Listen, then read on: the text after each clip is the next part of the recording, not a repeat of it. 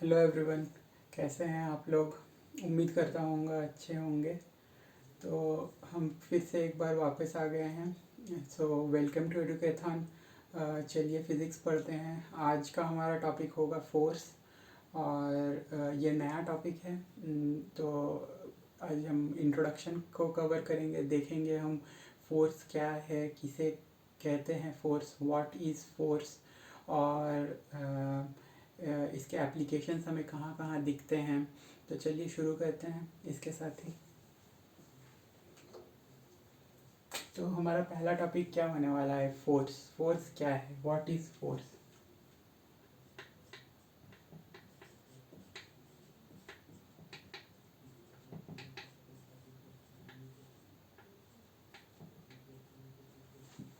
सो हम अपने करिकुलम में या अपने स्कूल में सबसे बेसिक डेफिनेशन क्या पढ़ते हैं फोर्स का? Force is the push or a pull. So that is the basic definition which we hear. So push or pull. But ये क्या कंप्लीट डेफिनेशन है फोर्स के बारे में? क्या ये कंप्लीट डेफिनेशन है? अगर एक ऑब्जेक्ट है, सपोज अगर हम एक ऑब्जेक्ट मान लें एक टेबल पे,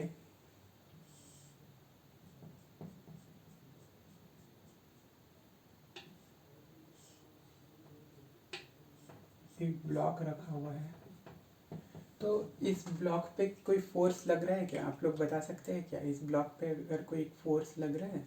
अभी मान लीजिए ये स्टेशनरी ऑब्जेक्ट है, जस्ट रखा हुआ है एक टेबल पे या फिर ग्राउंड पे भी बस रखा हुआ है। सो क्या लगता है आप सबको?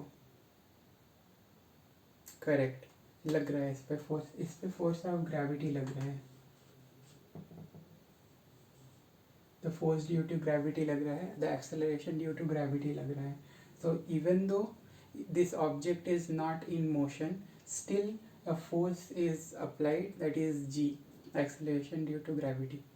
और और और कौन सा फोर्स लग रहा है इसमें?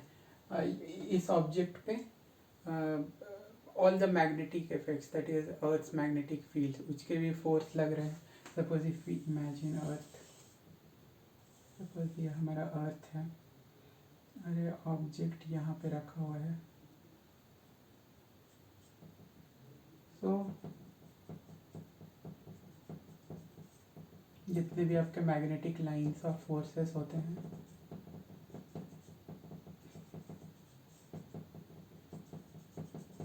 वो इसको इन्फ्लुएंस कर रहे हैं।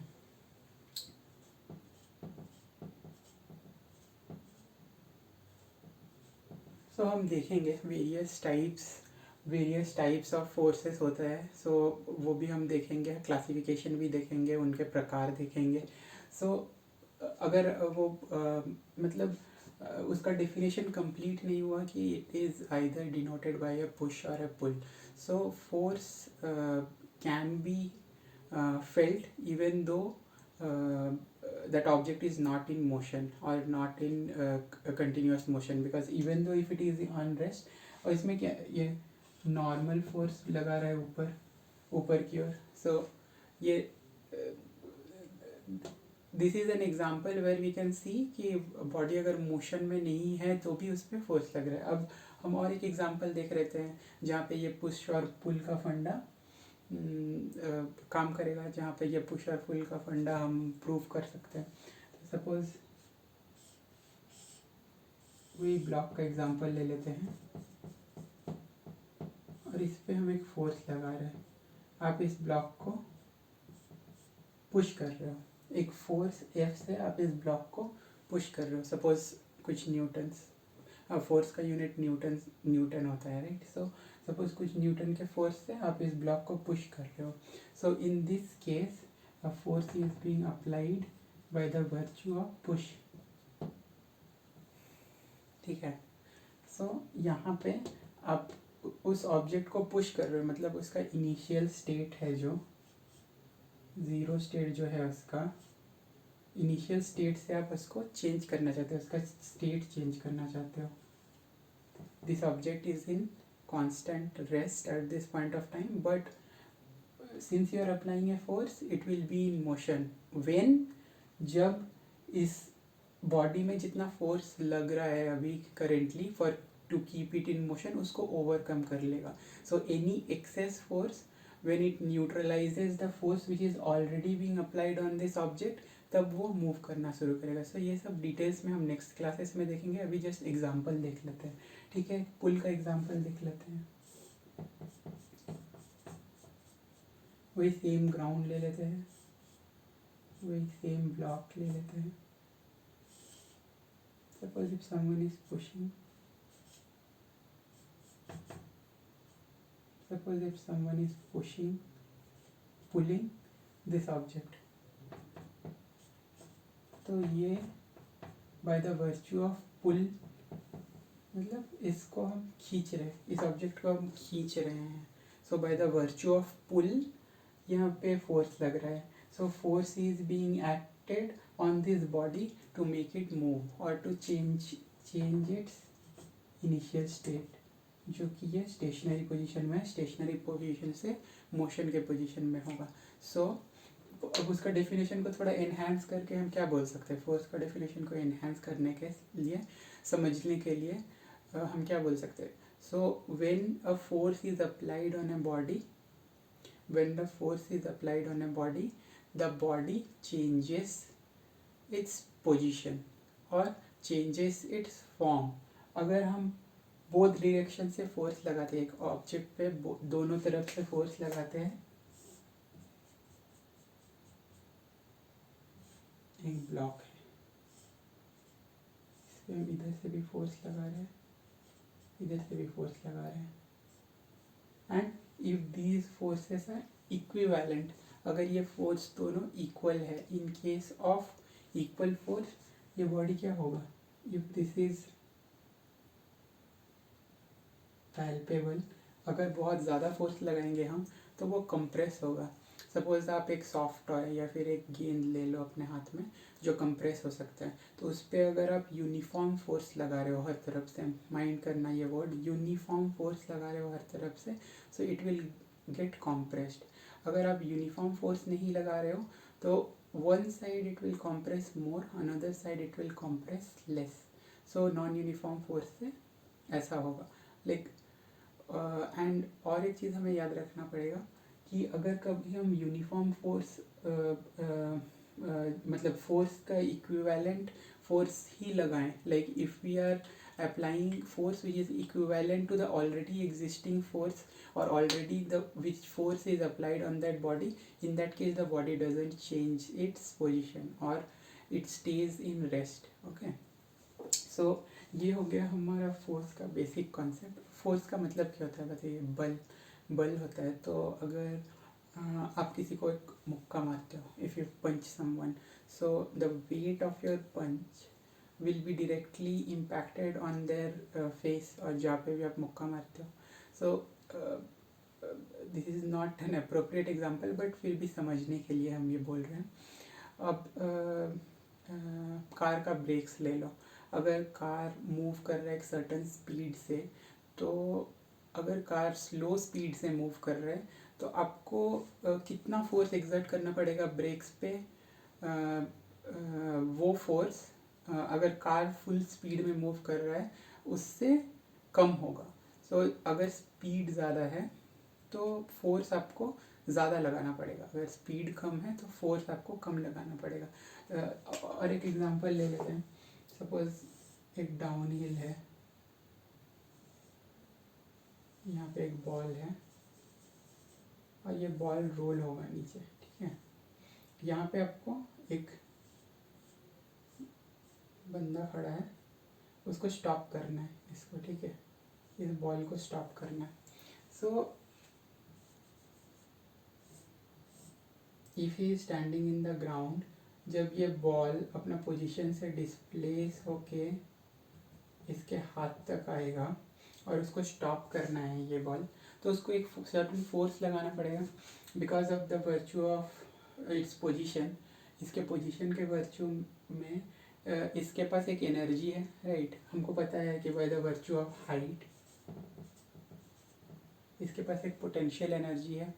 तो वो पोटेंशियल एनर्जी के वजह से जब ये मूव करने लगेगा और वो पोटेंशियल एनर्जी काइनेटिक एनर्जी में चेंज हो जाएगा, तो इसको एक मोमेंटम मिल जाएगा। हमें पता है मोमेंटम का फॉर्मूला क्या होता है, हमने देखा हुआ है क्लासेस में, P equals to mv। so this is the mass, this is the velocity with which this ball will move, ठीक है ना।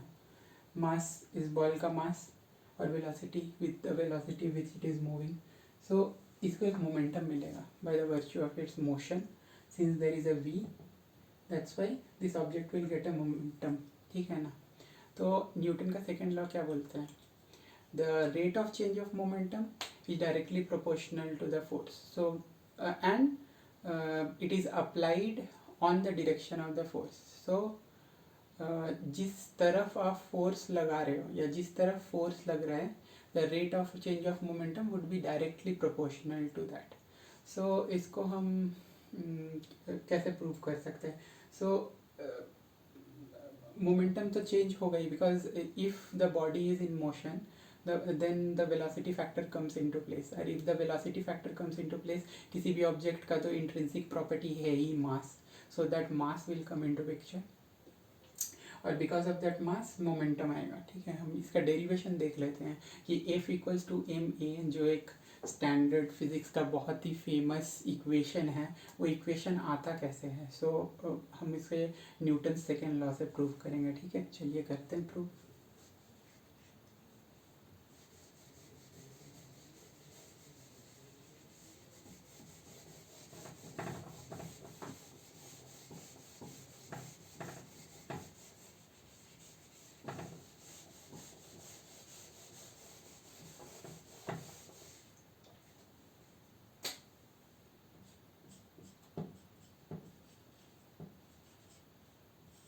इसको कैसे हम प्रूव करेंगे, ठीक है। तो अभी हमने क्या बोला, force is directly proportional to the rate of change of momentum, rate of change of momentum के डायरेक्टली प्रोपोर्शनल होगा, and it works in the direction of the force, जिस तरफ आप फोर्स लगा रहे हो उस तरफ ही वो काम करेगा, ठीक है ना। ठीक है, तो मोमेंटम का फॉर्मूला क्या हो जाता है, P equals to M V. तो अब हम बोल रहे हैं change in momentum, how to move from momentum to change in momentum. so if P1 equals to m1 u1, P2 equals to m2 u2, और suppose P equals to mu मान लेते हैं और P2 equals to mv मान लेते हैं, ठीक है ना। स्टैंडर्ड कन्वेंशन है तो हमें ज़्यादा आसानी होगा। तो rate of change of momentum delta P क्या हो जाएगा, P2 minus P1 equals to mv minus mu, ये हो गया चेंज इन मोमेंटम, ठीक है। चेंज इन मोमेंटम, अब rate of change of momentum क्या होता है, जब भी हम रेट टर्म को डिटरमाइन करते हैं तब क्या आ जाता है, टाइम का फैक्टर आ जाता है, delta P by delta T equals to क्या हो गया, M V minus M U by T, ठीक है। एम कॉमन ले लिया तो हमारा क्या आ गया, M B by T minus M U by T. इसको हम क्या लिख सकते हैं, M B minus U by T. अब B minus U by T क्या होता है, हमको सबको पता है, the rate of change of velocity is acceleration, right, M into A. तो हमारा यहाँ से क्या आ गया, delta P is equals to M A. तो न्यूटन्स लॉ क्या बोलता है, the rate of change of momentum is directly proportional to the force applied and it works in the direction in which the force has been applied, ठीक है ना। तो यहाँ से हमारा आ गया F equals to delta P equals to M, ठीक है। तो आज के लिए हम इतना ही देखेंगे। हमने फोर्स को इंट्रोड्यूस कराया, हमने देखा फोर्स कैसे एक्ट कर सकता है, is it only push or pull which needs to be considered, or force can be applied in its stationary position also। so हमने देखा हाँ स्टेशनरी पोजीशन में भी एक बॉडी में फोर्स एक्ट कर रहा होता है। हमने देखा ग्रेविटेशनल पुल के बारे में which can be considered as a force. हमने देखा magnetic forces of earth also it can be considered as a force. तो आज के लिए इतना ही, नेक्स्ट क्लास तक ट्यून रहिएगा। अगर हमारा वीडियो आपको पसंद आता है तो आप इसे लाइक कीजिए, दूसरों के साथ शेयर कीजिए। तो तब तक के लिए टेक केयर, गुड बाय।